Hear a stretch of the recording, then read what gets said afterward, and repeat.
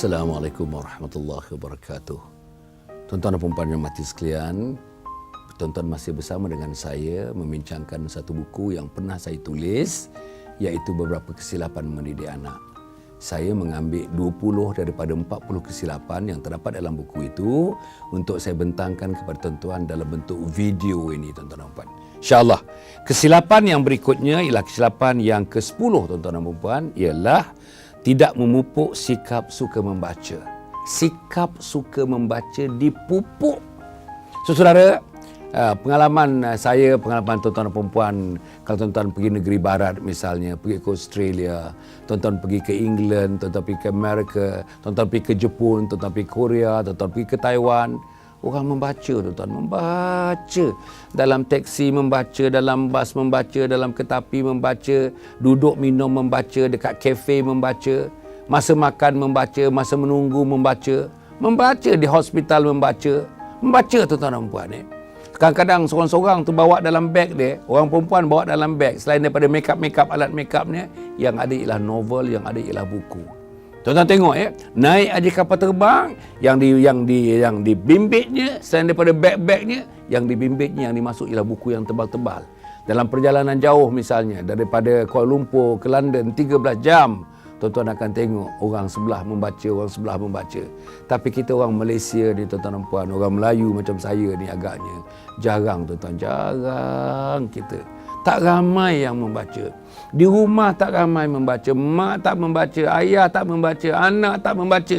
Kok anak buka buku pun di sekolah lah. Kok anak buka buku dalam kuliah-kuliah, dalam tuition, dalam kelas-kelas tuition lah. Tapi di rumah tak buat buku. Apa yang saya nak sebutkan, pernah juga saya sebutkan ketika satu masa dulu, iaitu biar ada library di rumah, ada perpustakaan kecil di rumah. Susun buku-buku, tuan-tuan dan puan. Buku-buku yang dia beli saban tahun kena beli buku, saban bulan kena beli buku, dalam berbagai-bagai tajuk. Tapi jangan lupa, antara buku-buku yang perlu ada itu ialah buku agama, buku Islam, kena ada dalam rumah. Buku tentang fiqh, buku tentang usuluddin, buku tentang tasawuf, buku tentang sejarah, buku tentang gerakan Islam, buku tentang berbagai-bagainya, kena ada di rumah kita, tuan-tuan dan puan, untuk menjadi bahan rujukan kepada anak-anak.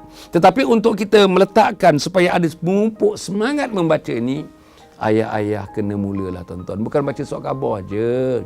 Beli buku, duduk sambil duduk kerusi malas tu, tuan-tuan, sambil tertidur membaca. Letakkan buku kat muka macam ni sampai tertidur membaca. Jadi anak tengok pandang ayah dan buku. Ayah dan buku. Ada namanya association of ideas. Ayah and a book. Ayah and a book. Mother and a book. Kan lain, tuan-tuan dan puan.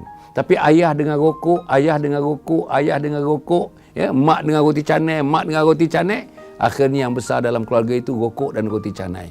Tapi kalau misalnya ayah, mother and a book, father and a book, maka sudah tentulah yang besar ialah ilmu, yang besar ialah buku, yang besar ialah kitab, yang besarnya ilmu pengetahuan. Akhirnya, tuan-tuan dan puan, yang besarnya ialah kejayaan. Peperiksaan UPSR 5A biasa, peperiksaan PMR 8A biasa, peperiksaan SPM 10A1 biasa, pergi masuk universiti first class honours, senarai dekan biasa.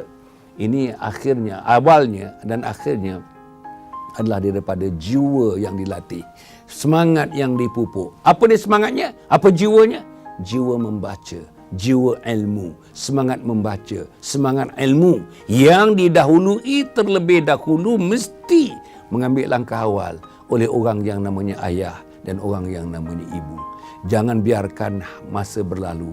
Jangan biarkan saat-saat berlalu, minit-minit berlalu, jam-jam berlalu, hari-hari, minggu dan bulan-bulan berlalu tanpa tuan-tuan membaca. Tuan-tuan, apa pun yang nak dibaca tetapi yang wajib dibaca setiap hari, tanpa hari itu berlalu, bacalah Al-Quran, bacalah hadis, bacalah kitab-kitab selain daripada berbagai-bagai buku yang perlu dibaca. Cukup setakat itu. Wassalamualaikum warahmatullahi wabarakatuh.